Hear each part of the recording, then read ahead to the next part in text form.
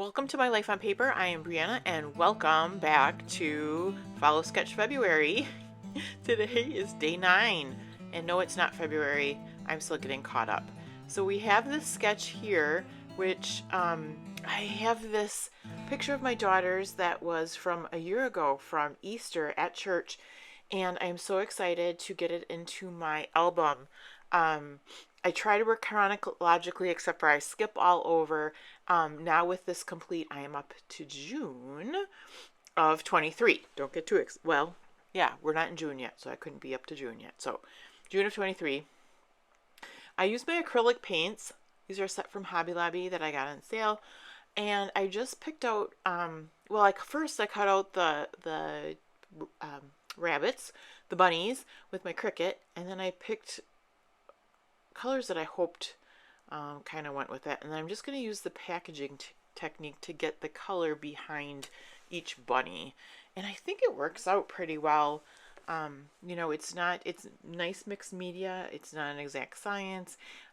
So it's just a matter of playing with it, getting it down, moving on to the next color, and going from there. You will notice that I have 4 bunnies and only 3 paints. I think what I'm doing right now, and I'm sorry,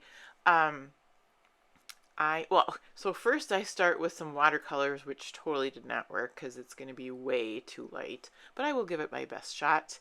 And then I figure out, which I really kind of knew but forgot, that if you mix that pink with a white, you might get a light pink. But first I have to experiment a little bit, so that's not working. I got this new set of watercolors from Hobby Lobby. I think this is going to work. It's watercolor. No, not going to work. And I don't know what point it was that I was like, oh my gosh, I have white. I have this bright pink. Let's try to mix them together and see what happens. So I will mix some white. Actually, I mix a lot of white and it gets that nice pale color. And so I think, you know, and the green isn't the same color as the green. So any kind of pale pink I can get is gonna work. I just know that I have to do this all in one shot, so it's not like I can mix more because I'm never gonna get it the right shade. So I gloop that all onto my, that's a technical term, gloop, onto my packaging, and I give it a little water, and then I just start spreading it around. Again, this is all not an exact science because I'm really gonna have to smush these together. I cut out 5 bunnies and it maybe could have used 4, but you'll see how I make that work, so no worries. So I've got the green, I've got the pink, and or the light pink, and then I pull out this blue color which matches that bunny off very well. Very cool. I forgo the brighter pink then. I'm just going with the light pink because I'm not going to have that much room. So pink bunny and bright or dark, I don't know what, light pink and bright pink bunny are both going to be on that pink. And you can see I'm just using a rabbit for kind of comparison there. And then I'll grab out the yellow. I think at this point I might still be thinking I'm going to smush the bright pink at the end. And once I get the yellow down, I just don't have room for that. So, and that's okay. It all works out. I think it works out pretty well, actually. So I'll get that yellow on there, and then I will bring back the bunny for some comparison. But I'm liking the way this looks. You know, it's got that nice chunk of each of the colors there. So I think I can work with this. I give up on the pink, and I think I might actually have thought I wasn't going to use that. So off camera, I do put these bunnies down, and my idea now, I mean, I like the way they're overlapped, that's okay. And I want the pink, the bright pink, I guess you'd say, bunny, to kind of be that shelf for the picture. So I kind of alternate them up like that, and then I like them like that, so I will use my ATG adhesive to stick them down. While I stick that down, I thought of a question. What question? Oh, there's 2 questions I have. Either what questions do you have for me? What question would you want to ask me? Which I hope you would ask me a question anytime. Or two, do you have a question to ask the group for a video? There you go. All right, so 2 questions today.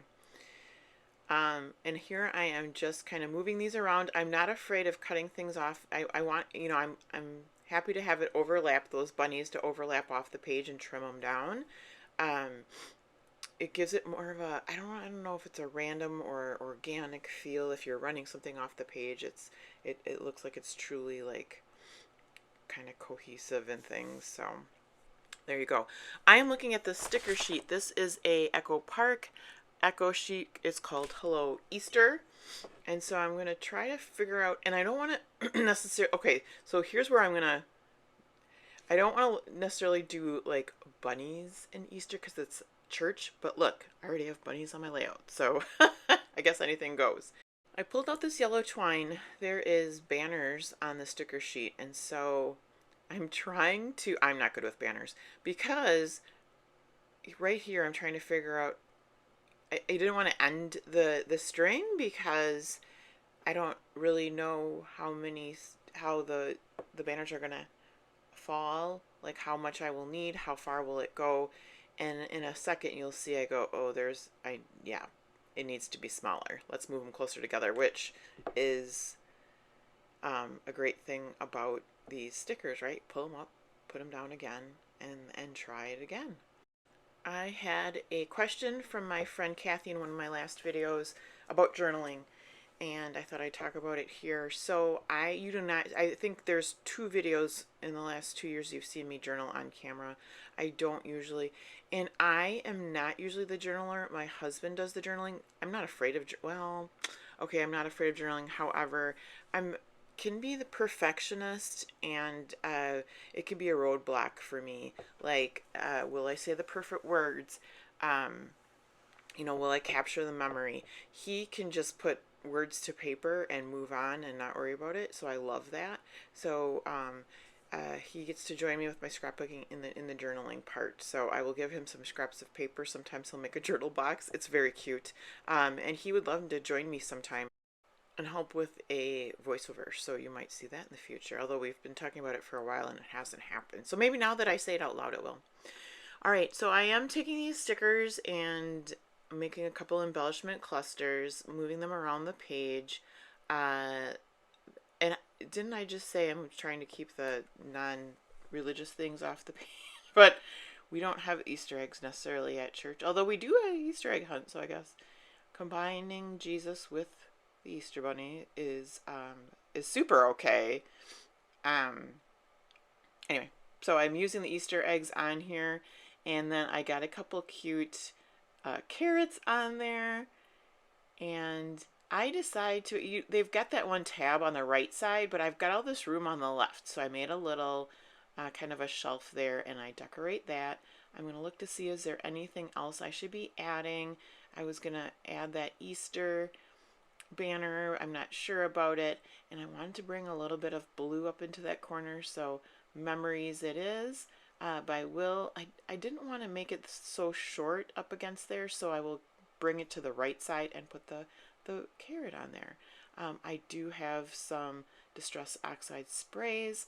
I thought about orange. I definitely wanted yellow. There's only a little bits of orange in this page, that's including the carrots, but there you go. So thank you so much for hanging out with me. I hope you have a fabulous day, and please come back and see me again soon.